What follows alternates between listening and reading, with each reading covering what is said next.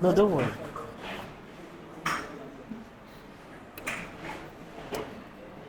So, group 4 slides. This group 4 slide will actually come out in our exams.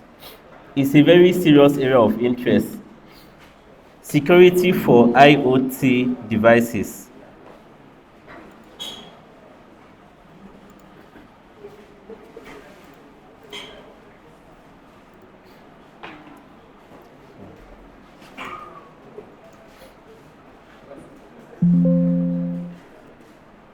Who can help us with the explanation of IoT? When we are talking about IoT, what do we mean? IoT, Internet of Things. Security of IoT devices is simply talking about securing anything that can give us internet access or anything that can access the internet on our networks. That's IoT. Not all about your phones, your laptops, but every other device that can have access to your internet network. It may not be a common knowledge, but in Africa, majorly, we have one challenge, and that's the challenge of finance. Am I right? For instance, now we are asking how many students have laptops. Very few. So if we have a practical, what happens?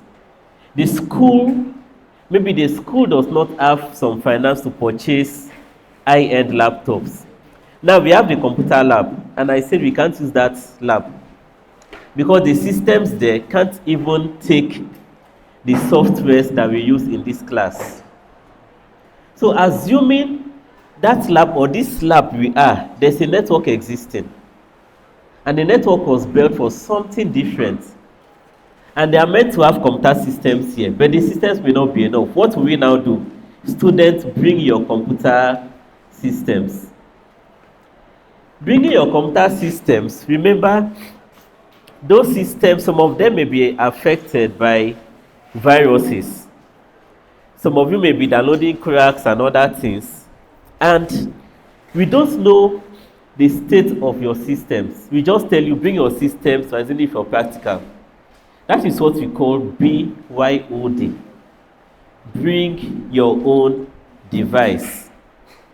So whenever you hear that word BYOD, simply saying making use of a personal device in an official environment, that's maybe in an office network.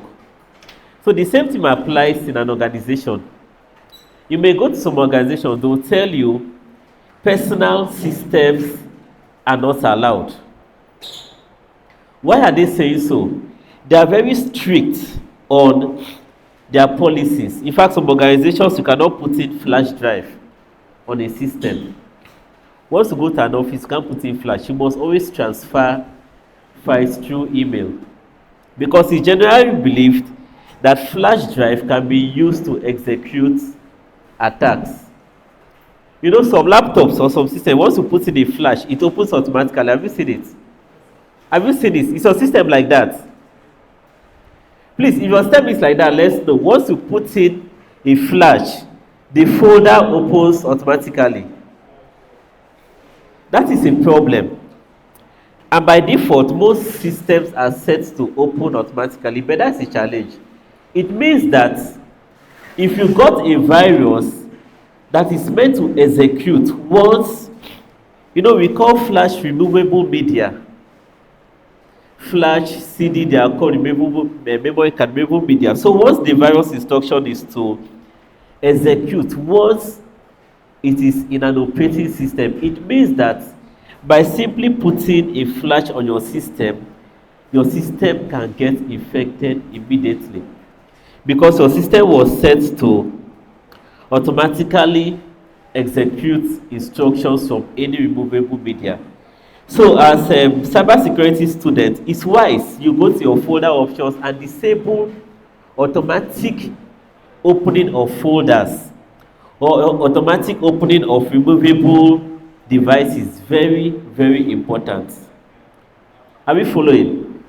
Because that is a removable device. So the challenge occurs. Everybody bringing their own system for practical is a problem because that can immediately crash down an entire network. It can crash down an entire network.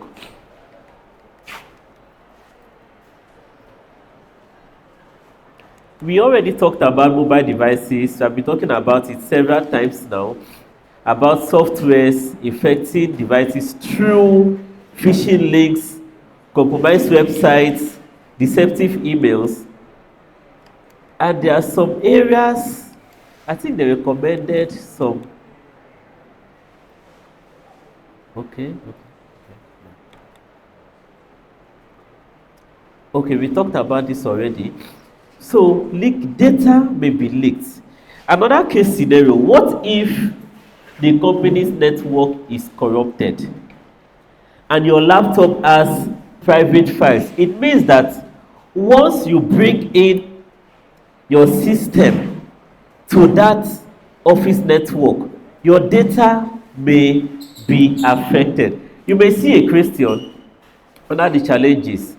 List some kind of challenges with BOYD security techniques. You may have data leakage, malware and phishing, lack of control, privacy concerns, network security risks, and we may put in lots of other ones in this option. Maybe I may decide to remove this and put in some other one, and I tell you to pick or to maybe select 5 or select the four most appropriate options. It means you should be checking for 1, 2, 3, 4, 5. I've already told you that this slide will be used for your exam. So those that are not here, I don't know how they will pass these particular questions coming from group 4. Please, this slide is very important. You have to read all about BYOD as they put on their slide. Then also read about IoT. Now look at some steps to mitigate BYOD risks. Number 1, clear the policies. There must be clear policies outlining the use of personal data in the office. For instance, if you must use your company laptops in the office, it means that maybe you have to first of all submit that laptop to the IT team. The IT team must scan those laptops for virus. Or possibly once you come in, there are some organizations you go to, you can't log into their network except using what we call user account. You must type in username and password before you can have access to their passwords to their network. Another method of mitigating that risk, strong authentication. Data encryption. Data encryption. There are some files you can, we are not doing this in detail right now, this is just basic. But data encryption means that there are several ways. Some people usually zip up files. For instance, you have about 4 files like PDF. You can decide to use zip. Who knows WinZip or WinRAR? Okay, we all know it. On your system, once you right click on a file and click zip, that is a very basic method of data encryption. Sometimes you can still use that WinZip file to put a password on that zipped folder. So if you transfer that folder through mail, it can't be opened. And the receiver now have to put in the password that you share with him. That is data encryption. There are other softwares that we can use. So for instance, how do you mitigate BYOD risks? Number 1, this. One of these options may be in the question and you just have to select one of them. Common vulnerabilities in IoT devices, weak or encoded passwords. Sometimes we use 12345 Now, there's a very big challenge with this. You know, IoT devices come in large numbers. Let's say in this class we want to install CCTV cameras. If you're installing it, we may buy up to like 20 in this building. And the IT guy may feel that after all, nobody knows about cameras, so they may not go to hacking to those systems. And they may see it as a big work to start changing the password of each of those devices. Very practical, that is what happens. What do? They use the default password, admin, and simply add it to the network. Once an attacker comes in, the attacker can easily find the default password of that device and hack into that device. Insecure network services are also vulnerabilities in IoT. You know, IoT devices, we usually call it there's a popular name we call it start and run or auto start, or sometimes we call it set up from the box. What it means is that they will tell you that once you purchase a mobile phone, you don't have to configure anything, it will just start working.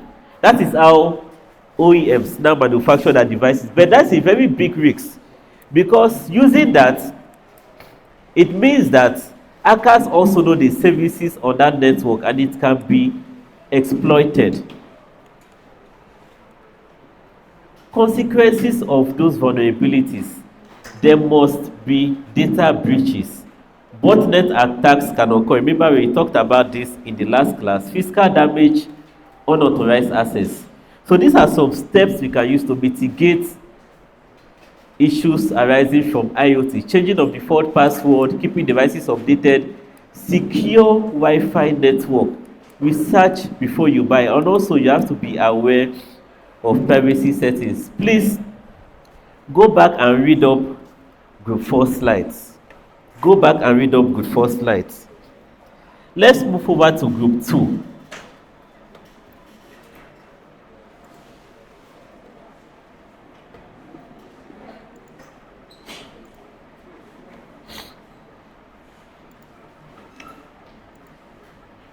So group 2 talked on mitigating cyber crimes, persistent threats, VLAN, and subnetting.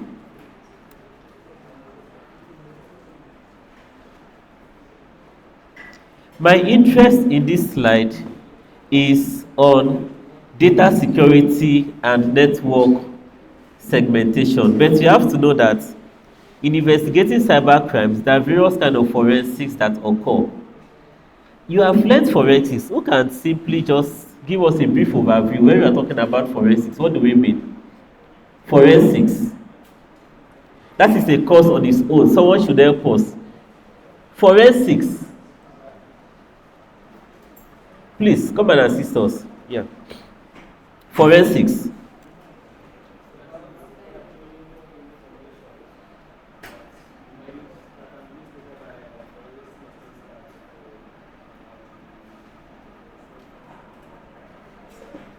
Someone else, please. Yeah, you can.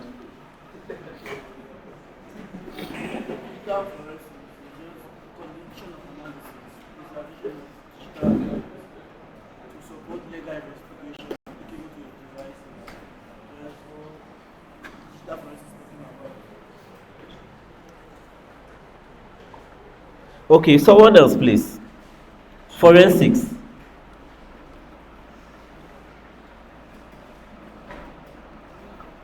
So we learned from group 2, they told us 3 different types of forensics: computer forensics, mobile forensics, and network forensics.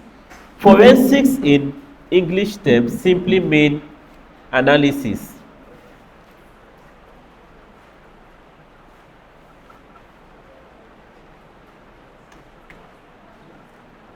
Analysis of data. So I'll just be reading it depending when the projector come on. Analysis of data.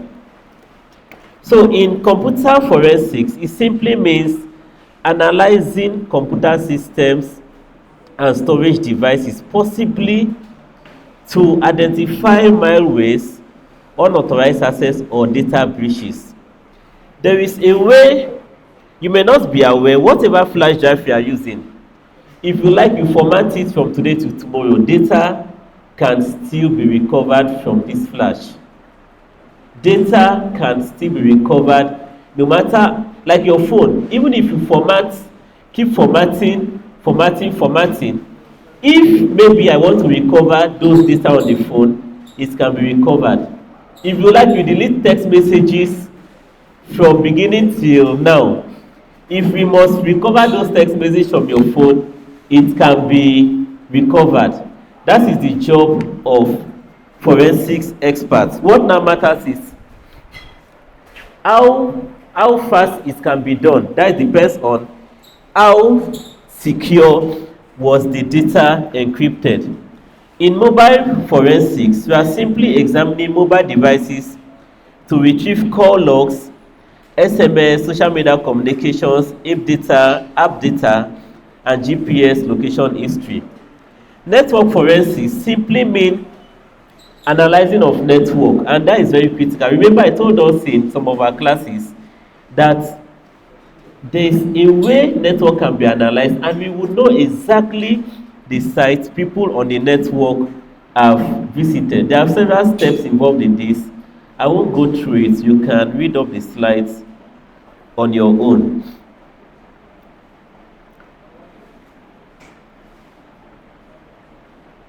Okay, so my interest here is on VLAN and subnetting. When we are talking about VLAN simply means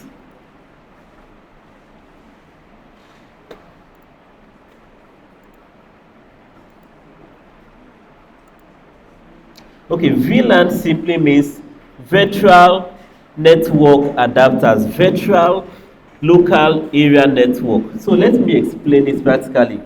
We'll do this much later, not in this first semester. Let's assume on our router we have just one port, which is the just one. This 16, but assuming it's one, and we want to create different IP blocks for different people. Remember, okay, let's try and be practical on this. Remember, we earlier said that on every router you can define different IP blocks on each of these ports. Am I right? And when we define different IP blocks, it means maybe different groups in this class can be issued different IP addresses. But we can have a scenario. What if we just have two ports on this router and we still want to use different IP blocks from group 1 to group 4? It's very possible. What we are going to do is what we call virtual local area network. We are going to still put that IP address and still put it on that same port. Maybe we put in a cable from here to this switch, and we already told us that a switch is empty. A switch simply listens for assignments given from the router. So one cable coming from that port to this switch, and everybody on every group is connecting to this switch.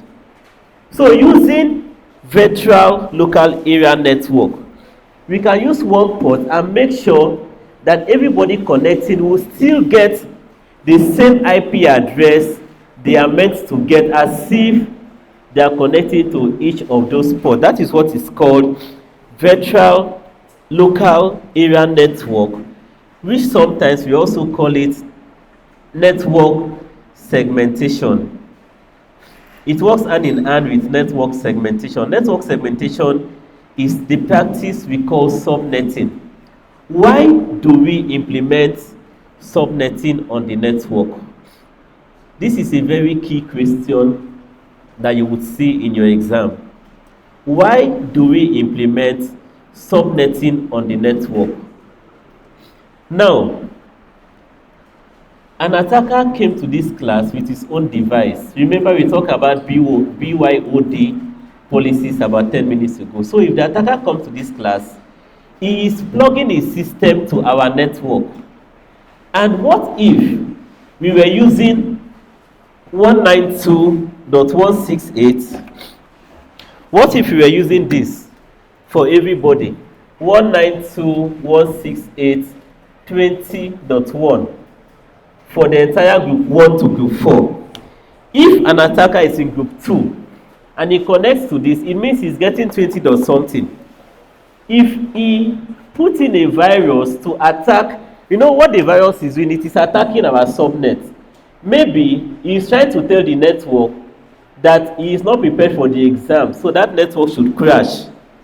It means everybody on this network, they will no longer be able to access the server, because we are using one single network. So by using subnetting, we are deciding to break the entire class into different networks. That is why we use 30 dot something, 40 dot something, so that if an attacker comes to the class and infiltrates our network, maybe only one sect should be affected. Only one group will be affected because we brought in the principle of subnetting to the network, and that also has to do with dividing larger networks into smaller logically arranged segments, and it enables us to control our IP address allocation. Because let's give another scenario. What if in this class we only want group 3 to browse? Group 3 should be able to access Google. Group 2 should access Facebook. Group 1 should maybe access CNN. We can achieve that by using subnetting very easily. So subnetting, like we learned, it is very, very important. It also enhances security and access control, reduce network congestion, efficient IP address utilization. Please note that they have given us 4 points. So we are going to bring, not if, this would come up in the exam, and when it comes up, it may come up other different ways. What are the benefits of subnetting, or select possible subnetting benefits? Maybe you have to select all, or you have to select one depending on the question. And the way we set our questions, please let's be attentive. The way we set our questions, one question may be 5 in 1. Do you understand when I say one may be 5 in 1? CBT. But one may be 5 in 1. So you'll be very, very careful. It may look simple. 5 in 1 means that every option has its own mark. Yes. If we tell you select 4 benefits of subnetting in question 1, it means that improve network organization, enhance security, reduce congestion, and efficient IP address. Those are 4 different marks. Do you understand it? Those are 4 different marks. So if you miss one and you get 3, you can get 3 marks. You have gotten 3 marks and you have missed 1 mark. Do you understand it? So you may not have up to 100 questions. You may have 5 questions that is actually 20 questions in that 5. So please, when I say read slides, read the slide. All our questions will be based on all the slides that were presented in this class. When I say watch video, watch the video, because we are not asking outside what we taught in this class. So I'm not going to go to internet and get maybe books or whatever. No, it is what I said or what is in the student slide that we are going to ask. The slides I gave to you, to all those 200 pages, I already told you the questions may not necessarily come from the whole of those slides. It will come from only the ones I used for studies in the class. Any question, please?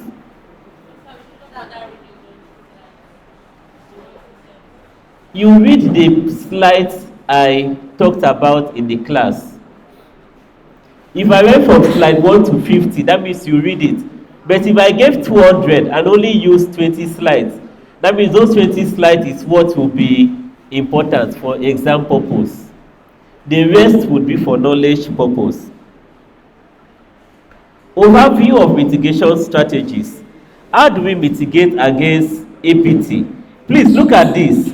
How do we mitigate against APT?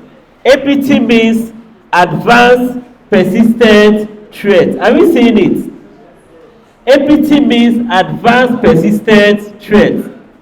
I may not write APT. Advanced. I will tell you how do we mitigate against APT. So these are the 4 examples they gave to us. Always create firewalls, IDS systems, and employee training and awareness. So this is an overview of what group 2 and group 4 gave to us. When we come back, please we'll be coming back by, this is already 1 o'clock, so we'll be coming back by 2. So when we come back, we'll be doing a practical on access control and some little firewall rules. And that practical is also very, very important because, like I said, today our courses course across the 3. So CA will also come from active participation in the practical, and we'll take another round of attendance for that purpose. Any questions, so we can dismiss for now? Any question, please? Any question? Any question? If you are confused about what I said, ask, please. Okay, so I think we can end this session till 1 p.m. Thank you, till 2 p.m. Thank you very much. Please, sharp 2, let's be here. Sharp 2, let's be here.